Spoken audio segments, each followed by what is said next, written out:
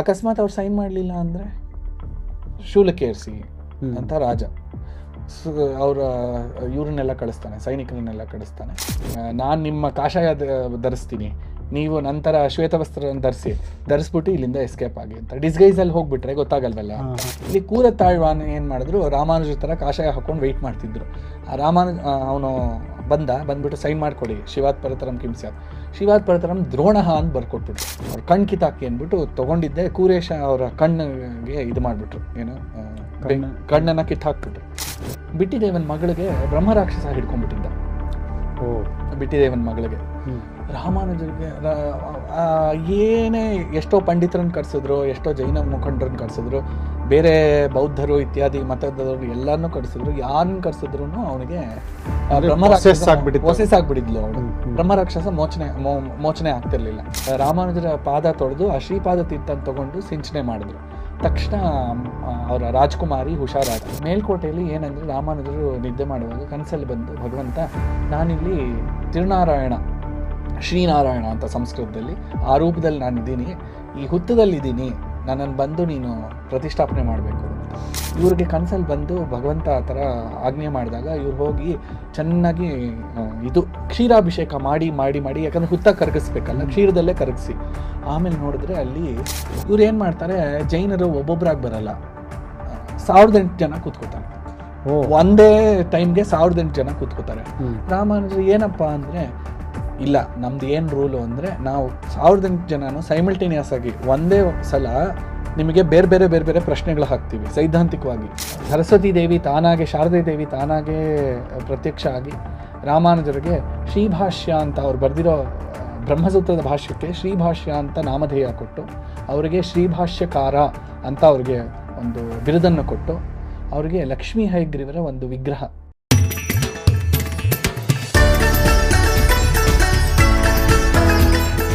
ಒಬ್ಬ ಬಿಟ್ಟಿದೇವ ಅಂತ ಜೈನ ರಾಜ, ಅಂದ್ರೆ ಈ ಹೊಯ್ಸಳ ವಂಶನ ದೊಡ್ಡ ರಾಜ ಅವನು. ಆದ್ರೆ ನಮಗ್ ಗೊತ್ತಿರೋದು ಅವನು ವಿಷ್ಣುವರ್ಧನ ಅಂತ. ಹೌದು. ಈ ಜೈನರಾಗಿದ್ದಂತಹ ರಾಜನನ್ನ ರಾಮಾನುಜಾಚಾರ್ಯರು ಅವರ ಪ್ರಭಾವದಿಂದ ವಿಷ್ಣು ಭಕ್ತನನ್ನು ಮಾಡಿ ಅವನಿಗೆ ವಿಷ್ಣುವರ್ಧನ ಅನ್ನೋ ಹೆಸರು. ಯಾಕೆಂದ್ರೆ ನಾವೀಗ ಬೇಲೂರು ಇಲ್ಲೆಲ್ಲ ನೋಡ್ತೀವಿ, ಹೊಯ್ಸಳ ಕಿಂಗ್ಡಮ್ ಬಗ್ಗೆ ಅಂತೂ ನಮಗೆ ಇಡೀ ನಮ್ಮ ಒಂದು ಪವರ್ಫುಲ್ ಕಿಂಗ್ಡಮ್ ಅದು. ಏನು ರಾಮಾನುಜರಿದ್ರು, ಕೃಷ್ಣದೇವರಾಯ ಕಾಲದೊತ್ತಿಗೆ ಅವಾಗ ವಿದ್ಯಾರಣ್ಯರು, ವ್ಯಾಸರಾಜರು ಇವರೆಲ್ಲ ಬಂದಿದ್ರು. ಅಲ್ಲೆಲ್ಲ ಒಬ್ಬ ರಾಜರ ಹಿಂದೆ ಒಬ್ಬ ಗುರುವಿನ ಪಾತ್ರ ಇದೆ. ಆ ರಾಮಾನುಜರ ಪಾತ್ರ ಏನಿತ್ತು, ವಿಷ್ಣುವರ್ಧನನ ಒಂದು, ಅಂದ್ರೆ ಅವನು ಬಿಟ್ಟಿದೇವ ವಿಷ್ಣುವರ್ಧನ ಹೇಗೆ ಕನ್ವರ್ಟ್ ಆದ ಅಂತ ನೋಡಿ. ರಾಮಾನುಜರು ಕರ್ನಾಟಕಕ್ಕೆ ಬರೋ ಕಾರಣ ಏನು ಅಂದ್ರೆ, ಅಲ್ಲಿ ಚೋಳ ರಾಜ ಕ್ರಿಮಿಕಂಠ ಚೋಳ ಅಂತಿದ್ದ. ಕುಲೋತ್ತುಂಗ ಒಂದು ಅಂತ ಹೇಳ್ತಾರೆ, ಎರಡನೇ ಅವನು ಇರಬೇಕು, ಕ್ರಿಮಿಕಂಠ ಚೋಳ ಅಂತ. ಅವನೇನು ಅಂದರೆ ಮಹಾಶೈವ ಅವನು. ರಾಮಾನುಜರು ಬಂದು ಪರಮ ವೈಷ್ಣವರು. ಅಂದ್ರೆ ಆ ಕಾಲದ ಶೈವ ವೈಷ್ಣವ ಮಹಾ ಒಂದು ಕಾನ್ಫ್ಲಿಕ್ಟ್ ಇತ್ತು, ಯುದ್ಧ. ಹೇಗಂದ್ರೆ ಸೈದ್ಧಾಂತಿಕವಾಗಿ ಅವರು ಏನು ಮಾಡ್ತಿದ್ರು, ಎಲ್ಲ ಕಡೆ ಶಿವನ ದೇವಸ್ಥಾನ ಆಯಿತು, ಶೈವರು ಇದ್ರು. ಪ್ರಾಬ್ಲಮ್ ಏನಾಗ್ತಿತ್ತು ಅಂದರೆ, ಯಾರಾದರೂ ಒಬ್ಬರು ವೈಷ್ಣವ ಮತದ ಹಿರಿಯ ಆಚಾರ್ಯರು ಶಿವಾತ್ ಪರತರಂ ಕಿಂ ಸ್ಯಾತ್ ಅಂದರೆ ಶಿವಾತ್ ಪರತರಂ ನಾಸ್ತಿ, ಶಿವನನ್ನು ಬಿಟ್ಟು ಬೇರೆ ದೈವ ಇಲ್ಲ ಅಂತ ಒಪ್ಕೋಬೇಕು. ಅವ್ರ ಕೈಲಿ ಏನಾದರೂ ಒಪ್ಪಿಗೆ ತಗೊಂಡ್ಬಿಟ್ರೆ ಅವಾಗ ನಾವು ಆರಾಮಾಗಿ ಸಲೀಸಾಗಿ ನಮ್ಮ ರಾಜ್ಯದಲ್ಲಿ ಇರಬಹುದು, ಶೈವವನ್ನು ಪ್ರತಿಪಾದನೆ ಮಾಡಬಹುದು, ಶೈವ ತತ್ವವನ್ನು ಪ್ರತಿಪಾದನೆ ಮಾಡಬಹುದು ಅಂತ. ನ್ಯಾಚುರಲ್, ಅವ್ರವ್ರಿಗೆ ಇಷ್ಟ ಬಂದಂಗೆ ಅವ್ರು ಮಾಡ್ತಾರೆ. ಕಿಂಗ್ ಯಾರು ಕಿಂಗ್ ಸಪೋರ್ಟ್, ಯಾಕಂದ್ರೆ ಅವನ ರಾಜ್ಯ ಅಷ್ಟೇ ಆ ಟೈಮಲ್ಲಿ. ಈಗ ಪ್ರಾಬ್ಲಮ್ ಏನಾಗಿದ್ದು, ಅಕಸ್ಮಾತ್ ಅದರಲ್ಲಿ ಅವರ ಮಂತ್ರಿ ಒಬ್ಬ ಇರ್ತಾನೆ, ಅವನು ಏನು ಹೇಳ್ತಾನೆ, ರಾಮಾನುಜರು ಅಂತಿದ್ದಾರೆ, ಅವ್ರ ಕೈಲಿ ಸೈನ್ ತೆಗೆಸ್ಕೊಂಡ್ಬಿಡಿ, ಅವಾಗ ಆಟೋಮೆಟಿಕ್ ಆಗಿ ಎಲ್ಲ ಸರಿ ಹೋಗುತ್ತೆ ಅಂತ. ಎಲ್ಲರೂ ಶೈವರಾಗ್ಬಿಡ್ತಾರೆ, ಯಾಕಂದ್ರೆ ಅವರೇ ಒಪ್ಕೊಂಡ್ಮೇಲೆ ಇನ್ನೇನು ಅಂತ. ಅಕಸ್ಮಾತ್ ಅವ್ರು ಸೈನ್ ಮಾಡಲಿಲ್ಲ ಅಂದರೆ ಶೂಲಕ್ಕೇರಿಸಿ ಅಂತ ರಾಜ ಅವರ ಇವ್ರನ್ನೆಲ್ಲ ಕಳಿಸ್ತಾನೆ, ಸೈನಿಕರನ್ನೆಲ್ಲ ಕಳಿಸೋವಾಗ ರಾಮಾನುಜರಿಗೆ ಇಬ್ಬರು ಶಿಷ್ಯರಿದ್ದರು, ಪಟ್ಟ ಶಿಷ್ಯರು. ಕೂರತ್ತಾಳ್ವಾನ್, ಕೂರೇಶ ಅಂತ ಅವ್ರ ಹೆಸರು. ಇನ್ನೊಬ್ಬರು ದಾಶರಥಿನ ಮುದಲಿಯಾಂಡನ್ ಅಂತ. ಈ ಮುದಲಿಯಾಂಡನ್ ಅವ್ರ ಕಸಿನ್ನೇ. ಕೂರೇಶ ಅಂತಿದ್ದವರು, ಕೂರತ್ತಾಳ್ವಾನ್ ಅಂತ ಸ್ವಲ್ಪ ವಯಸ್ಸಾದವರು. ಅವರು ಏನು ಮಾಡಿದ್ರು, ರಾಮಾನುಜರಿಗೆ ಈ ವಿಷಯ ಗೊತ್ತಾದ ತಕ್ಷಣ ಕೂರೇಶ ಬಂದ್ಬಿಟ್ಟು ಕೂರತ್ತಾಳ್ವಾನ್ ಅವ್ರ ಹತ್ರ ಹೇಳ್ತಾರೆ, ಇವ್ರು ಹಿಂಗೆ ನಿಮಗೆ ಇದು ಮಾಡ್ತಾರಂತೆ, ಸೈನ್ ಮಾಡಿಸ್ಕೋಬೇಕಂತೆ, ನೀವು ಸೈನ್ ಮಾಡಲಿಲ್ಲ ಅಂದರೆ ನಿಮ್ಮನ್ನು ಸಾಯಿಸ್ಬಿಡ್ತಾರಂತೆ ಅಂತ. ರಾಮಾನುಜರಿಗೆ ಇರಲಿ ಬಿಡು, ಪರವಾಗಿಲ್ಲ, ಏನು ಮಾಡೋಕ್ಕಾಗಲ್ಲ, ನಾನು ಇದು ಮಾಡ್ತೀನಿ. ಕೂರತ್ತಾಳ್ವಾನ್ ಹೇಳ್ತಾರೆ, ಇಲ್ಲ ನೀವು ನಿಮ್ಮ ಅವತಾರ ಆಗಿರೋದೇ ಯಾವುದೋ ಒಂದು ಒಂದು ವಿಷಯಕ್ಕೋಸ್ಕರ ನೀವು ಹೀಗೆಲ್ಲ ಇದಾಗಬಾರ್ದು, ನೀವೇನು ಮಾಡಿ, ನಾನು ನಿಮ್ಮ ಕಾಷಾಯ ಧರಿಸ್ತೀನಿ, ನೀವು ನಂತರ ಶ್ವೇತವಸ್ತ್ರ ಧರಿಸ್ಬಿಟ್ಟು ಇಲ್ಲಿಂದ ಎಸ್ಕೇಪ್ ಆಗಿ ಅಂತ. ಡಿಸ್ಗೈಸಲ್ಲಿ ಹೋಗ್ಬಿಟ್ರೆ ಗೊತ್ತಾಗಲ್ವಲ್ಲ ಅಂತ. ಆಗಿನ ಕಾಲದಲ್ಲಿ ಏನು ಫೋಟೋಗ್ರಾಫಿ ಏನು ಇರ್ಲಿಲ್ವಲ್ಲ, ಗೊತ್ತಾಗಲ್ಲ ಯಾರು ಹೆಂಗಿದ್ದಾರೆ ಅಂತ. ಎಲ್ಲರೂ ನಾಮ ಹಾಕೋತಿದ್ರು, 12 ನಾಮ ಹಾಕೋತಿದ್ರು, ಗೊತ್ತಾಗ್ತಾನೆ ಇರಲಿಲ್ಲ ಯಾರು ಹೆಂಗಿದ್ದಾರೆ ಅಂತ. ಹೆಂಗ್ ಗೊತ್ತಾ, ಫೋಟೋ ಇಲ್ಲ, ಏನೂ ಇಲ್ಲ. ಇವ್ರು ಏನು ಮಾಡಿದ್ರು, ಸರಿ ಆಯಿತು ಅಂದ್ಬಿಟ್ಟು ಇವರು ಡ್ರೆಸ್ ತುಂಬ ಪಾಪ ಒತ್ತಾಯ ಪಡಿಸಿದ್ಮೇಲೆ ರಾಮಾನುಜರು ಒಪ್ಕೊಂಡು ಆ ಮೊದಲಿಯಾಂಡ ಅಂತ ಇನ್ನೊಬ್ಬರು ಶಿಷ್ಯರು ಇದ್ದಾರೆ, ದಾಶರಥಿ ಅಂತ ಅವ್ರ ಹೆಸರು, ಅವ್ರ ಜೊತೆ ಇನ್ನೊಂದು ಸ್ವಲ್ಪ ಶಿಷ್ಯರಂತ ಕರೆಸ್ಕೊಂಡು ಅವ್ರು ತಕ್ಷಣ ಅಲ್ಲಿಂದ ಎಸ್ಕೇಪ್ ಆದರು. ಇಲ್ಲಿ ಕೂರತ್ತಾಳ್ವಾನ ಏನು ಮಾಡಿದ್ರು, ರಾಮಾನುಜರ ಥರ ಕಾಷಾಯ ಹಾಕೊಂಡು ವೆಯ್ಟ್ ಮಾಡ್ತಿದ್ರು. ಆ ಅವನು ಬಂದ್ಬಿಟ್ಟು ಸೈನ್ ಮಾಡಿಕೊಡಿ, ಶಿವಾತ್ ಪರತರಂ ಕಿಂ ಸ್ಯಾತ್, ಶಿವಾತ್ ಪರತರಂ ದ್ರೋಣ ಅಂತ ಬರ್ಕೊಟ್ಬಿಟ್ರು. ಆ ಶಿವ ದ್ರೋಣ ಅಂತ ಎರಡು, ಈ ನಾವು ಸೇರು ಪಾವು ಅಂತ ಹೇಳ್ತೀವಲ್ಲ, ಆ ಥರ ಸೇರು ಪಾವು ಲೆಕ್ಕ ಅದು. ಶಿವ ಅಂತ ಒಂದು ಹೆಸರು, ಒನ್ ಆಫ್ ದ ಪಾವ್ಗೆ. ಇವ್ರು ಹಾಗೆ, ದ್ರೋಣ ಅನ್ನೋದು ಅದಕ್ಕಿಂತ ದೊಡ್ಡದು ಅಂತ. ಅವನು ಕೋಪ ಬಂದ್ಬಿಡ್ತು, ಇಬ್ಬರನ್ನು ಕರ್ಕೊಂಡು ಹೋದ. ಯಾರು, ಈ ಮಹಾಪೂರ್ಣ ಅಂತ ಇವ್ರು ಆಚಾರ್ಯ ಇದ್ರಲ್ಲ, ಅವ್ರಿಗೂ ವಯಸ್ಸಾಗಿತ್ತು. ಅವರು ಮತ್ತು ಈ ಕೂರೇಶನ್ನ ಹೇಳ್ಕೊಂಡು ಹೋಗ್ಬಿಟ್ಟು ಅಲ್ಲಿ ತೋರಿಸಿದ್ರೆ, ಅಯ್ಯೋ ಇವ್ರು ರಾಮಾನುಜರಲ್ಲ, ಇವ್ರು ಬೇರೆ ಯಾರು ಅಂತ ಹೇಳಿದಾಗ, ಹೌದು ರಾಮಾನುಜರಲ್ಲ, ನಾನು ಕೂರೇಶ, ಇವ್ರು ಮಹಾಪೂರ್ಣರು ಅಂತ. ತಕ್ಷಣ ರಾಜ ಏನು ಮಾಡ್ದ, ಓಹೋ ಈ ಥರ ಎಲ್ಲ ಆಟ ಆಡ್ತೀರಾ, ಅವ್ರ ಕಣ್ಣು ಕಿತ್ತಾಕಿ ಅಂದ್ಬಿಟ್ಟು ತೊಗೊಂಡಿದ್ದೆ ಕೂರೇಶ ಅವರ ಕಣ್ಣಿಗೆ ಇದು ಮಾಡಿಬಿಟ್ರು, ಏನು ಕಣ್ಣನ್ನು ಕಿತ್ತಾಕ್ಬಿಟ್ರು.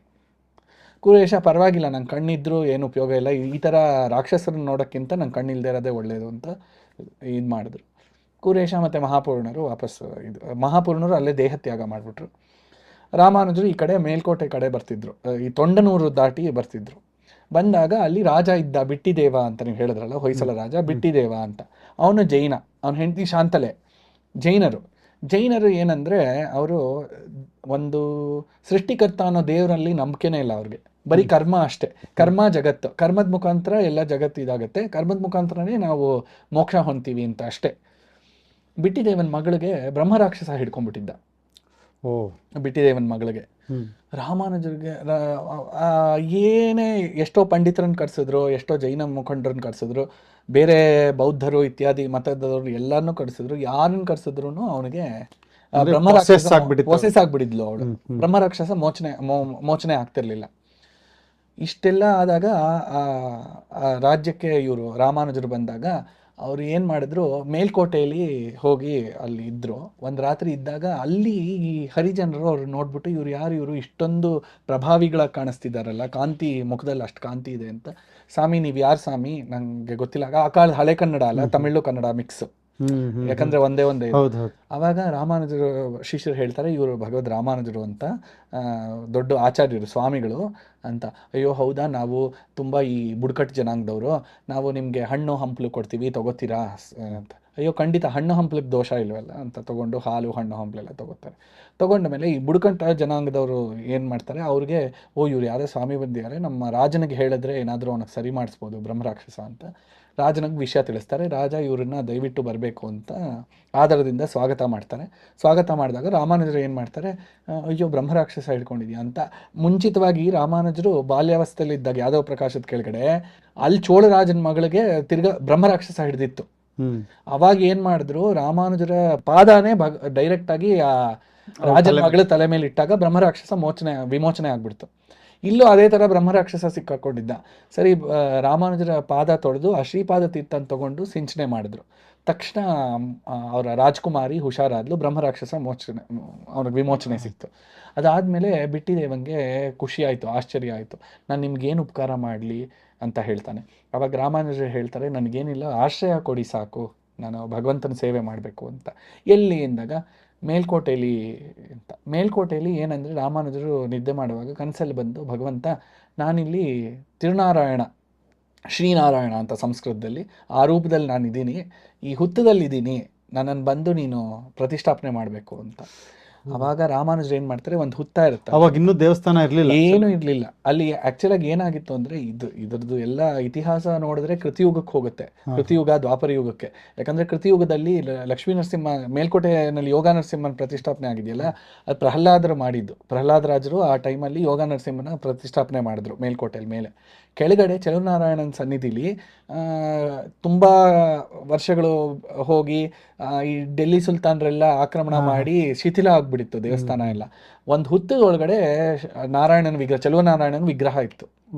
ಇವ್ರಿಗೆ ಕನ್ಸಲ್ಲಿ ಬಂದು ಭಗವಂತ ಆ ಥರ ಆಜ್ಞೆ ಮಾಡಿದಾಗ ಇವ್ರು ಹೋಗಿ ಚೆನ್ನಾಗಿ ಇದು ಕ್ಷೀರಾಭಿಷೇಕ ಮಾಡಿ ಮಾಡಿ ಮಾಡಿ, ಯಾಕಂದರೆ ಹುತ್ತ ಕರಗಿಸ್ಬೇಕಲ್ಲ, ಕ್ಷೀರದಲ್ಲೇ ಕರಗಿಸಿ ಆಮೇಲೆ ನೋಡಿದ್ರೆ ಅಲ್ಲಿ ಭಗವಂತನ ತುಂಬ ಸುಂದರವಾಗಿರುವಂತಹ ವಿಗ್ರಹ ಸಿಕ್ತು.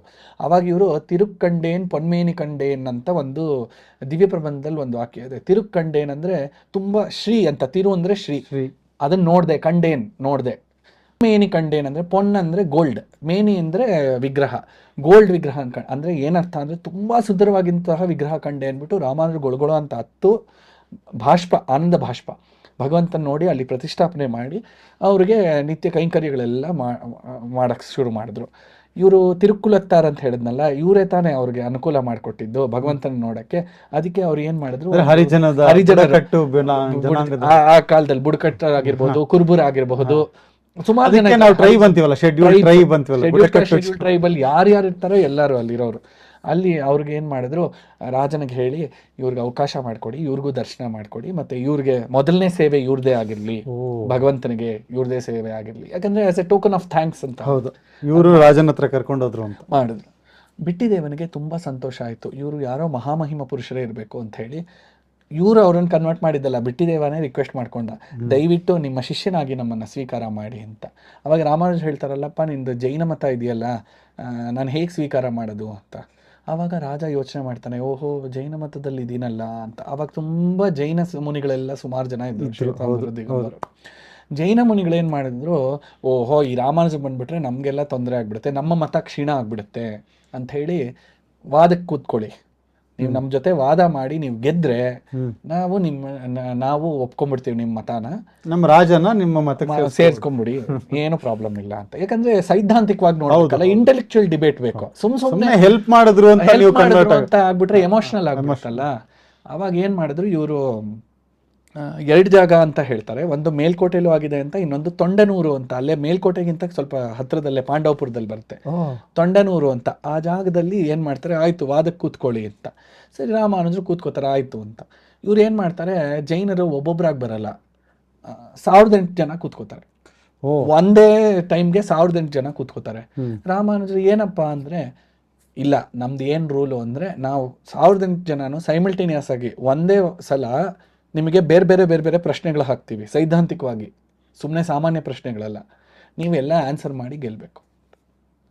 ರಾಮಾನುಜರಿಗೆ ಸುಮ್ಮನೆ ಒಂದು ಸ್ಮೈಲ್ ಕೊಡ್ತಾರೆ ಅವಾಗ, ಇದ್ರ ಪ್ರಕಾರ ಕೊಟ್ಟು, ಸರಿ ಆಯಿತು ನಿಮ್ಮ ರೂಲ್ಗೆ ನಾನು ಒಪ್ಕೋತೀನಿ, ನಂದೊಂದು ಸ್ಮಾಲ್ ರೂಲ್ ಅಷ್ಟೇ ಅಂತ. ಏನಂದರೆ, ನಾನೊಂದು ಕರ್ಟನ್ ಪರದೆ ಹಾಕ್ಬಿಡ್ತೀನಿ, ಪರದೆಗೆ ಆ ಕಡೆ ನೀವು, ಈ ಕಡೆ ನಾನು, ನಿಮ್ದೆಲ್ಲ ಪ್ರಶ್ನೆಗಳನ್ನು ನಾನು ಈಸಿಯಾಗಿ ನಿಮಗೆ ಆನ್ಸರ್ಸ್ ಕೊಡ್ತೀನಿ, ಉತ್ತರ ಕೊಡ್ತೀನಿ ಅಂತ. ಸರಿ ಓಕೆ, ನಮ್ಗೇನು ಪ್ರಾಬ್ಲಮ್ ಇಲ್ಲ, ಪರದೆ ಹಿಂದೆ ತಾನೆ ಅಂತ. ಪರದೆಗೆ ಈ ಕಡೆಗೆ ರಾಮಾನುಜರು ತಮ್ಮ ಶಿಷ್ಯರು, ಆ ಕಡೆ ಜೈನ ಮುನಿಗಳು, ಎಲ್ಲರೂ ಒಂದೇ ಸಲ ಪ್ರಶ್ನೆಗಳು ಹಾಕ್ತಾರೆ. ಎಲ್ಲ ಪ್ರಶ್ನೆಗಳು ಆ ಕಡೆ ಪರದೆಯಿಂದ ಉತ್ತರ ಸಿಗುತ್ತೆ. ಇದೇನಿದು ಆಶ್ಚರ್ಯ, ಒಂದು ಮನುಷ್ಯ ಹೆಂಗೆ ಕೊಡಕ್ಕೆ ಸಾಧ್ಯ ಅಲ್ವಾ? 1008 ಜನಕ್ಕೆ ಇಬ್ಬರಿಗೆ ಕೊಡೋಕ್ಕಾಗಲ್ಲ. ಅಂದರೆ ಒಂದು 1008 ವಾಯ್ಸ್ ಅಟ್ ಎ ಟೈಮ್ ಬರುತ್ತೆ, ಅಟ್ ಎ ಟೈಮ್ ಅವ್ರವ್ರು ಏನು ಪ್ರಶ್ನೆ ಕೇಳಿರ್ತಾರೋ ಅವ್ರಿಗೆ ಆನ್ಸರ್. ಆಮೇಲೆ ಇದೇನೋ ಇರಬಹುದು, ಏನೋ ಹೇಳ್ತಾರೆ, ವಾಮಾಚಾರನೋ ಏನೋ ಮಾಡಿರ್ತಾನೆ ಇವನು, ಬ್ಲ್ಯಾಕ್ ಮ್ಯಾಜಿಕ್ ಮಾಡಿರ್ತಾನೆ ಅಂತ ಅಂದ್ಕೊಂಡು ಸುಮ್ಮನೆ ಕರ್ಟನ್ ಈ ಥರ ತಿರುಗಿ ನೋಡಿದ್ರೆ ಅಲ್ಲಿ 1008 ತಲೆ ಇರೋ ಆದಿಶೇಷ, ಭಗವದ್ ರಾಮಾನುಜರು ಆದಿಶೇಷನ ಅವತಾರ ಅಂತ ಆವಾಗ ಪ್ರೂವ್ ಆಗುತ್ತೆ. ಅಲ್ಲಿ ಕಲವು ಕಶ್ಚಿತ್ ಭವಿಷ್ಯತಿ ಅಂತ ಹೇಳಿದಾಗ ಅಲ್ಲಿ ಹೆಸರು ಹೇಳಲ್ಲ ಪುರಾಣದಲ್ಲಿ. ಅಂದರೆ 1000 ತಲೆಗಳಿಂದ ಆ ಶೇಷದೇವರು ಅವರೆಲ್ಲ 1000 ಜನಕ್ಕೆ ಒಟ್ಟಿಗೆ ಆನ್ಸರ್ ಹೇಳ್ತಾರೆ. ಅವ್ರಿಗಾದ್ರೆ 1000 ತಲೆಯಿಂದ 1000 ಮಾತು, 1000 ತಲೆ ಅಂದ್ರೆ 1000 ಮುಖ ಅಂದ್ರೆ 1000 ಬಾಯಿ. ಹೌದು, ಅದನ್ನ ಪ್ರೂವ್ ಮಾಡ್ಬೇಕಲ್ಲ ಇವರು ಆದಿಶೇಷನ ಅವತಾರ ಅಂತ. ಪುರಾಣದಲ್ಲಿ ಕಲವು ಕಶ್ಚಿತ್ ಭವಿಷ್ಯತಿ ಅಂದ್ರೆ ಕಲಿಯುಗದಲ್ಲಿ ಯಾರೋ ಒಬ್ರು ಬರ್ತಾರೆ, ಆದಿಶೇಷ ಆಗಿ ಬರ್ತಾರೆ ಅಂತ ಹೇಳಿದ್ರು. ಇವಾಗ ಏನಾದ್ರೂ ಅವ್ರ ಹೆಸರು ಹೇಳ್ಬಿಟ್ಟಿದ್ರೆ, ನಾನು ಕಲಿಯುಗದಲ್ಲಿ ನನ್ನ ಮಗನಿಗೂ ನಾನು ರಾಮಾನುಜ ಅಂತ ಹೆಸರು, ಭಗವಾನ್ ಅಂದ್ರೆ ಎಲ್ಲರೂ ನಾನೇ ಕಲ್ಪಿತಾರಲ್ಲ, ಅದು ಪ್ರೂವ್ ಆಗ್ಬೇಕಲ್ಲ ಕರೆಕ್ಟ್ ಆಗಿ. ಅದಕ್ಕೆ ಅಂತ ಹೇಳಿ ರಾಮಾನುಜರು ಅಲ್ಲಿ ಇಣಕ್ ನೋಡಿದಾಗ ಕವರ್ ಮಾಡಿರೋದು. ಶೇಷದೇವ್ರು ಅಷ್ಟೇ ಅಲ್ಲ, ಅಲ್ಲಿ ಶೇಷದೇವ್ರ ಬಾಯಿಂದನೂ ಹಂಗೆ ಹಂಗೆ ಸುಡೋ ಬೆಂಕಿ ತರ ಬರ್ತಿರುತ್ತೆ, ಒಂದಿಬ್ರಿಗೆ ಮೈಯು ಸುಟ್ಟು ಹೋಗುತ್ತೆ. ಸುಟ್ಟು ಹೋದ್ಮೇಲೆ ಆಮೇಲೆ ಇಲ್ಲ ನಮ್ಮದು ಕ್ಷಮಿಸಿ, ನಮ್ಮದು ತಪ್ಪಾಯಿತು, ನಾವು ಒಪ್ಕೋತೀವಿ, ನಿಮ್ಮ ಸಿದ್ಧಾಂತ ಕರೆಕ್ಟು, ವಿಷ್ಣು ಪಾರಮಾತ್ಮೆಯನ್ನು ಒಪ್ಕೋತೀವಿ ಅಂತ ಹೇಳಿ ಎಲ್ಲರೂ ಶಿಷ್ಯವೃಂದಕ್ಕೆ ಸೇರ್ತಾರೆ. ಆವಾಗಲೇ ಬಿಟ್ಟಿದೇವನಿಗೂ ಇವರು ಪಂಚಸಂಸ್ಕಾರ, ಶಂಖಚಕ್ರಧಾರಣೆ, ನಾಮದಲ್ಲಿ ವಿಷ್ಣುವರ್ಧನ ಅಂತ ಹೆಸರು ತಾವಿಟ್ಟು, ಅದಾದಮೇಲೆ ಭಗವಂತನ ಕೈಂಕರ್ಯರಲ್ಲಿ ತಾವು ನನಗೆ ಅನುಕೂಲ ಮಾಡಿಕೊಡ್ಬೇಕು ಅಂತ ರಾಮಾನುಜರು ಬಿಟ್ಟಿದೇವನಿಗೆ ಹೇಳ್ತಾರೆ, ವಿಷ್ಣುವರ್ಧನಿಗೆ. ಅವಾಗ ನೀವು ತೊಂಡನೂರಲ್ಲಿ ನೋಡಿದ್ರೆ ಅಲ್ಲಿ ಯೋಗ ನರಸಿಂಹಸ್ವಾಮಿ ದೇವಸ್ಥಾನ ಇದೆ. ಅಲ್ಲಿ ಪಕ್ಕದಲ್ಲೇ ರಾಮಾನುಜರು ಯಾವ ಜಾಗದಲ್ಲಿ ವಾದ ಮಾಡಿದಾರೋ ಅಲ್ಲಿ ರಾಮಾನುಜರ ವಿಗ್ರಹ ಇದೆ. ಅವ್ರ ಮುಖ ನೋಡಿದ್ರೆ ಸರ್ಪದ ರೂಪದಲ್ಲೇ ಇದೆ. ಖಂಡಿತ ಹೋಗಿ ನೋಡ್ಕೊಂಡ್ ಬರ್ಬೇಕು, ಅಷ್ಟು ಹತ್ರ ಬೇರೆ. ಇಲ್ಲಿ ನಾವು ಬೆಂಗಳೂರು ಮೈಸೂರು ಹೋಗ್ತಾನೆ ಇರ್ತೀವಿ, ಅಲ್ಲೊಂದು 10-20 ಕಿಲೋಮೀಟರ್ ಡಿವಿಯೇಷನ್ ಅಷ್ಟೇ. ಹೌದು. ಆಮೇಲೆ ರಾಮಾನುಜರು ತುಂಬಾ ಒಳ್ಳೆ ಬಾಡಿ ಬಿಲ್ಡರ್, ಮಧ್ವಾಚಾರ್ಯರ ತರಾನೇ ಒಳ್ಳೆ ಕಟ್ಟಮಸ್ತಾಗಿರೋ ಬಾಡಿ ಬಿಲ್ಡರ್ ಅವರು, ಒಳ್ಳೆ ಆಜಾನುಬಾಹು. ಅವ್ರು ಆ ಕಾಲದಲ್ಲಿ ಆ ತೊಂಡನೂರ್ ಕೆರೆ ದಾಟ್ಕೊಂಡ್ ಬಂದ್ರು. ಆ ಕಾಲದಲ್ಲಿ ಸುಮ್ನೆ ಸ್ವಿಮ್ ಮಾಡೋದು ಅಂದ್ರೆ ತಮಾಷೆ ಅಲ್ಲ. 1000 ಮೈಲಿ ಇರ್ಬೋದು ಕಾಂಚೀಪುರ, ಶ್ರೀರಂಗಂನಿಂದ ಈ ಮೇಲ್ಕೋಟೆವರೆಗೂ, ಅಷ್ಟನ್ನು ಅವ್ರು ದಾಟ್ಕೊಂಡು, ಅದು ಒಂದು ವಿಶೇಷತೆನೆ ಅವ್ರದ್ದು, ರಾಮಾನುಜಾಚಾರ್ಯರದು. ಈಗ ವಿಷ್ಣುವರ್ಧನ ಆದ್ಮೇಲೆ ಈ ಎಲ್ಲ ನಾವ್ ಇವತ್ತು ಏನ್ ನೋಡ್ತೀವಿ, ಈ ಪಂಚನಾರಾಯಣ ಕ್ಷೇತ್ರಗಳು ಅಂತ ಇದೆ, ಅದ್ರ ಬಗ್ಗೆ ಹೇಳೋದಾದ್ರೆ. ಶ್ರೀ ವೈಷ್ಣವ ಸಂಪ್ರದಾಯದಲ್ಲಿ ಭಗವಂತನಿಗೆ 5 ಸ್ವರೂಪಗಳು ಅಂತ ಹೇಳ್ತಾರೆ. ಇದಕ್ಕೆ ಪಾಂಚರಾತ್ರ ಆಗಮ ಪ್ರಧಾನವಾಗಿ ಕೊಡುವಂತ ಪ್ರೂಫ್. ಪರ, ವ್ಯೂಹ, ವಿಭವ, ಅರ್ಚ, ಅಂತರ್ಯಾಮಿ ಅಂತ. ಪರ ಅಂದ್ರೆ ಪರವಾಸುದೇವ, ವೈಕುಂಠದಲ್ಲಿ ನಿತ್ಯವಾಗಿ ಸಚ್ಚಿದಾನಂದ ಸ್ವರೂಪದಲ್ಲಿ ಇರುವಂತವನು. ವ್ಯೂಹ ಅಂದ್ರೆ ವಾಸುದೇವ, ಸಂಕರ್ಷಣ, ಪ್ರದ್ಯುಮ್ನ, ನಿರುದ್ಧ ಇತ್ಯಾದಿ 24 ರೂಪದಲ್ಲಿ ಭಗವಂತ ಪಂಚರೂಪಿ ಅಂತ ಹೇಳ್ತಿರಲ್ಲ, ಅದೇ ತರ. ಸೊ 24 ರೂಪದಲ್ಲಿ ಭಗವಂತ ಅನುಗ್ರಹ ಮಾಡೋದು. ವಿಭವ ಅಂದ್ರೆ ಅವತಾರಗಳು, 24 ಅವತಾರಗಳು ನಮ್ಮ ಶ್ರೀಮದ್ ಭಾಗವತದಲ್ಲಿ, ದಶಾವತಾರಗಳು, ಇದೆಲ್ಲ ವಿಭವ ಅವತಾರ. ಅದರಲ್ಲಿ ಆವೇಶ ಅವತಾರ, ಶಕ್ತಿ ಆವೇಶ ಅವತಾರ ಇತ್ಯಾದಿಗಳೆಲ್ಲ ಇದೆ. ಅರ್ಚ ಅಂದ್ರೆ ನಾವು ದೇವಸ್ಥಾನದಲ್ಲಿ ಭಗವಂತನನ್ನ ಸೇವೆ ಮಾಡೋದು, ಪ್ರತಿಮೆಗಳಲ್ಲಿ. ಅದರಲ್ಲಿ ಋಷಿ ಸ್ಥಾಪಿತವಾಗಿರಬಹುದು, ಇಲ್ಲ ರಾಜ ಸ್ಥಾಪಿತವಾಗಿರಬಹುದು, ದೇವ ಸ್ಥಾಪಿತವಾಗಿರಬಹುದು, ಇಲ್ಲ ಮನುಷ್ಯ ಸ್ಥಾಪಿತವಾಗಿರಬಹುದು. 5ನೇದು ಅಂತರ್ಯಾಮಿ, ನಮ್ಮಲ್ಲಿ ಪರಮಾತ್ಮನಾಗಿ ತಾನು ನಮ್ಮ ಆತ್ಮದ ಜೊತೆ ನಮ್ಮನ್ನು ಗೈಡ್ ಮಾಡಕ್ಕೆ ಅಂತ ಕೂತು, ನಮ್ಮ ಆತ್ಮಸಾಕ್ಷಿ ಅಂತೆಲ್ಲ ಕರಿತೀವಲ್ಲ, ಸಾಕ್ಷಿ ರೂಪ ಅವನು. ಇದನ್ನ ಡಿನೋಟ್ ಮಾಡಕ್ಕೆ ಅಂತ ಭಗವದ್ ರಾಮಾನುಜಾಚಾರ್ಯರು ಏನ್ ಮಾಡಿದ್ರು, ವಿಷ್ಣುವರ್ಧನನ್ಗೆ ಒಂದು ಆಜ್ಞೆ ಮಾಡಿದ್ರು. ನೋಡಪ್ಪ, 5 ಪಂಚನಾರಾಯಣ ದೇವಸ್ಥಾನಗಳನ್ನ ನೀನು ಕಟ್ಟಬೇಕು, ಈ 5 ಪರ, ವ್ಯೂಹ, ವಿಭವ ಅಂತ. ಅದಕ್ಕೆ ಅಂತ ಎಲ್ಲೆಲ್ಲಿ ಸ್ಥಾಪನೆ ಮಾಡ್ದ ವಿಷ್ಣುವರ್ಧನ ಅಂದ್ರೆ, ನೀವೇ ನೋಡ್ತೀರ, ಶಿಲ್ಪಕಲೆ ಉತ್ತುಂಗವಾಗಿರುವಂತದ್ದು. ಹೊಯ್ಸಳದ್ ಮಾತ್ರ ಒಂದೊಂದು ಡಿಸೈನ್ ಇಂಟ್ರಿಕೇಟ್ ಅಂತ ಹೇಳ್ತಾರೆ, ಅದು ನೋಡಿದ್ರು ಗೊತ್ತಾಗುತ್ತೆ. ಮೊದಲನೇದಾಗಿ ತೊಂಡನೂರಲ್ಲಿ ನಂಬಿನಾರಾಯಣ ಅಂತ. ಅವನು ಏನಂದ್ರೆ, ಈ ಮುಂದೆ ಇರೋ 2 ಕೈಯಲ್ಲಿ ಶಂಖಚಕ್ರ ಇಟ್ಕೊಂಡಿರ್ತಾನೆ, ಹಿಂದೆ ಇರೋ 2 ಕೈಯಲ್ಲಿ ಗದೆ ಪದ್ಮ ಇಟ್ಕೊಂಡಿರ್ತಾನೆ. ಆ ಶಂಖಚಕ್ರ ಮುಂದೆ ಏನಕ್ಕೆ ಇಟ್ಕೊಂಡಿರೋದು ಅಂದ್ರೆ, ಬಾ ನಾನು ನಿನಗೆ ತಪ್ತಮುದ್ರಾ ಧಾರಣೆ ಮಾಡ್ತೀನಿ, ವೈಷ್ಣವನಾಗು ಅನ್ನೋ ಒಂದು ಭಗವಂತನ ಕಾರುಣ್ಯ. ಅದು ಕಾರುಣ್ಯದಲ್ಲಿ ತೋರಿಸುವಂಥದ್ದು. ಅದು ನಂಬಿನಾರಾಯಣ ಅಂತ ತೊಂಡನೂರಲ್ಲಿ. ಸಾಮಾನ್ಯವಾಗಿ ಹಿಂದೆ ಇರುತ್ತೆ ಶಂಖಚಕ್ರ, ಯಾವಾಗಲೂ ಹಿಂದೆ ಇರುತ್ತೆ. ಅದು ಸಂಹಾರ ಮಾಡಕ್ಕೆ ಅಂತಿರುತ್ತೆ, ಆದ್ರೆ ಇಲ್ಲಂದ್ರೆ ಭಕ್ತರಿಗೆ ಅನುಗ್ರಹ ಮಾಡ್ಲಿ ಅಂತ. ಒಂದು.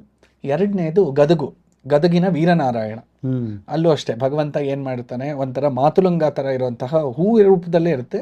ಶಂಖಚಕ್ರ ಗದಾಪದ್ಮಗಳ ಒಂದು ಪ್ಯಾಟ್ರನ್ಸ್ ಡಿಫರೆನ್ಸ್ ಇರುತ್ತೆ. ವೀರನಾರಾಯಣ ಅಂತ. ಆಮೇಲೆ ನಮ್ಮ ಚೆನ್ನಕೇಶವ ಅಂತ ಕರಿತೀವಲ್ಲ ಬೇಲೂರು, ಅವನು ವಿಜಯನಾರಾಯಣ. ಒರಿಜಿನಲ್ ಹೆಸರು ವಿಜಯನಾರಾಯಣ, ನಾವು ಚೆನ್ನಕೇಶವ ಅಂತ ಕರಿತೀವಿ. ತುಂಬಾ ಚೆನ್ನಾಗಿದ್ದಾನೆ ಅಂತ. 4ನೇದು ಮೇಲ್ಕೋಟೆಯಲ್ಲಿರುವಂತಹ ಚೆಲುವನಾರಾಯಣ. ಅವನಿಗೆ ತಮಿಳವರು ತಿರುನಾರಾಯಣ ಅಂತ ಕರೀತಾರೆ, ಶ್ರೀನಾರಾಯಣ ಅಂತ ಸಂಸ್ಕೃತದ ಹೆಸರು, ಕನ್ನಡದವರು ಚೆಲುವನಾರಾಯಣ, ಚೆಲುವ ಅಂತ ಹೇಳ್ತಾರೆ. ಭಗವಂತನ ಚೆಲುವನಾರಾಯಣನ ಸ್ಪೆಷಾಲಿಟಿ ಏನಂದ್ರೆ, ಭಗವಂತನಿಗೆ ಎಲ್ಲಾ ದೇವರ ಮುಖ ಚಂದ, ನಮ್ಮ ಚೆಲುವನಾರಾಯಣ ಪೃಷ್ಠ ಚಂದ ಅಂತ.